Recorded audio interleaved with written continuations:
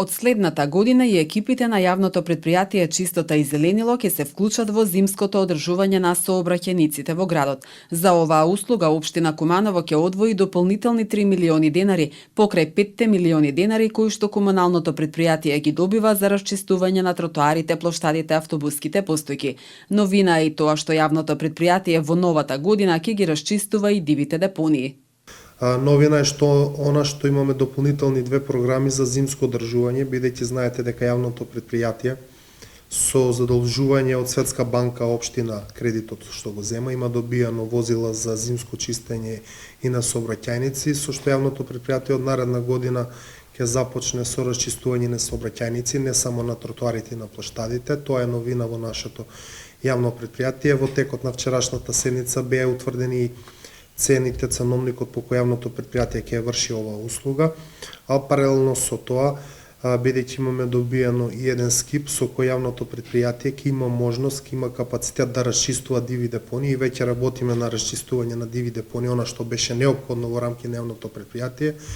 Му беа доделени средства на јавното предпријатие за наредна година за расчистување на диви депонии, се работи за средства од 2 милиони денари.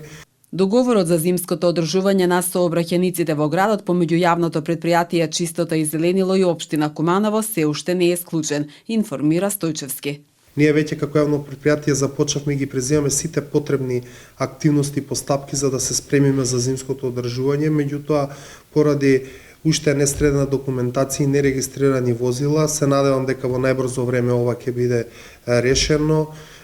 и самите возила ќе бидат ставени во употреба. Договорот помеѓу јавното предпријатие и општина Куманово се уште не е склучен, бидејќи се очекува јавното предпријатие комплетно да биде спремно за да не се доведеме во состојба или с него да ни изненади, па дури тогаш ќе одиме со склучување на договор. Меѓутоа како и да е,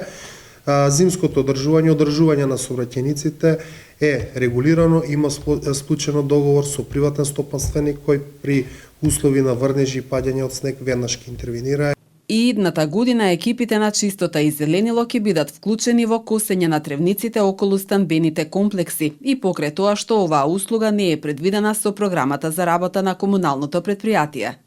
Исто така јавното предпријатие и во наредната 2023 година ќе продолжи со обележување на сообраќајниците, ќе имаме одреден износ и за таа дејност што ја врши јавното предпријатие и она што најголема забелешка сигурно ќе дојде од граѓаните, зошто не се опфатени повеќе површини, повеќе зелени површини, уредување на повеќе населби, особено селата, приградските населби. Меѓутоа, како и досега, иако не се опфатени во програмата за работа на јавното предпријатие поради ограничените средства со кои што располага општина Куманово, ние преку акции кои што ќе ги организираме во тековната 2023 година, секако дека ќе продолжиме да ги расчистуваме и тие делови кои што не се опфатени со програмите и повторно ќе апелираме, она што го имаме најголем проблем во летниот период е она косење на тревници околу зградите кои што ги нема во програмата, се дел и од приватна собственост на самите луѓе кои што живеат во зградите. Би ги поканили стамбените управители да направиме еден договор врз основа на кој јавното предпријатие ќе направи одредена динамика и во летниот период, пролетниот период кога е неопходно косење на тревниците, да може да ја дава таа услуга и кон овие граѓани. Програмите за работа на Чистота и зеленило за 2023 година беа донесени на последната седница на Советот на општина Куманово.